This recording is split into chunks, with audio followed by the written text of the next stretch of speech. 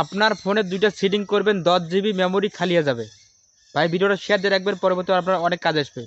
চলুন কীভাবে দুটো সেটিং করবেন দেখে দিচ্ছি। ফোনের সেটিং দুটো করার জন্য অবশ্যই প্লে স্টোরটা ওপেন করে নেবেন। এরপর দেখবেন প্রোফাইল পিকচার আছে, প্রোফাইল পিকচারে ট্যাপ করে দিবেন।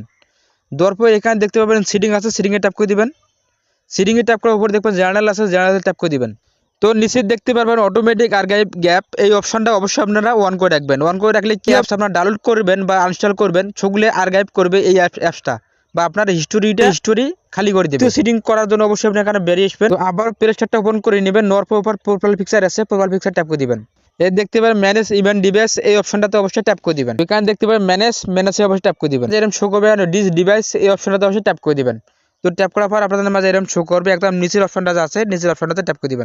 ট্যাপ করার সাথে সাথে ভাই আপনাদের মাঝে এরকম শো করবে। এখন দেখতে পাবেন আপনার যতগুলো অ্যাপস আপনারা ইনস্টল করেছেন, ইনস্টল করার পর আনইনস্টল করে রেখেছেন, সব কিছু অ্যাপস আপনার এখানে রয়েছে। এই অ্যাপসগুলো ভাই